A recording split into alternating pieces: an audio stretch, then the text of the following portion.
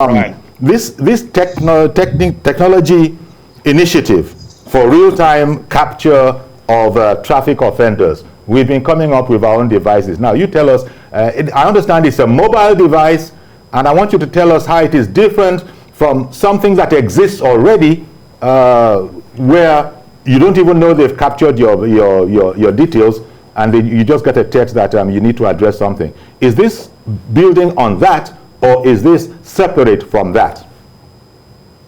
No, I think you already answered the question. Yes, it is building on what is existing. Basically, you've already mentioned it from when you were talking. Maybe you didn't realize I was listening to everything that was said. And I'm surprised you're not even working for LASTMA or the government itself. Basically, to hit a nail on the head is just to have enough evidence that a contravention has taken place. It's not different from static camera or even mobile camera. So we have mobile cameras that will be in vehicles that should be driven around and just capture incidences. And then you have static cameras all over the place.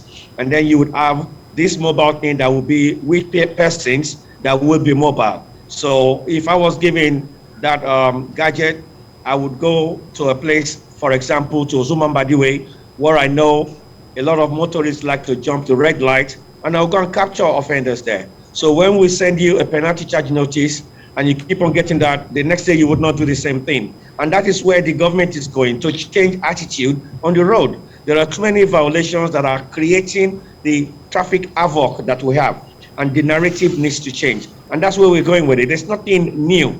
It's just to reduce any argument and someone not claiming responsibility or not wanting to accept the consequences of the actions of either them or the people that have placed authority on their property, which is their vehicle.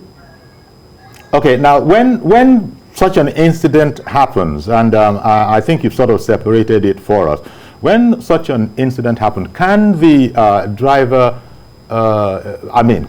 can he or she protest that, I want to contest the issue, I don't believe this, you're right, I don't believe the system is right. I'm just covering all the bases now. Yes, of course, because the way the law works at the moment is, if you are accused of contravening any traffic law, the first thing is that is brought to the notice of the owner of the vehicle. And then the evidence is also there to tell you this is why you are being accused. Now, if you have, maybe from your point of view or the driver, they have some kind of reason or excuse, your right is to go and explain that to a magistrate court. Okay. So when you get to a magistrate court, you will go and make your case. Alternatively, if you believe that the evidence is so clear-cut and you do not have sufficient grounds to go and challenge the accusation, you can now opt to pay the requisite fine applicable to the specific offense or offenses. Okay. Now talking about these fines, I mentioned that I am aware there is a 20,000 naira fine. Is that the only fine, or are there a range of fines? Oh, there are ranges of fines. The minimum is 20,000, and then you have 30,000, and even the 20,000 could also be for first offender, and then there's a different amount for second offender, for second offense, and there are even jail terms open. But that is up to the magistrate to decide how to interpret. I see. There are fines going up to forfeiture of your vehicle. So if you want to put a value on that, so if your vehicle costs you 20 million naira and then you drive against traffic, what is popularly known as one way, then you would forfeit that vehicle and the value of the vehicle is 20 million.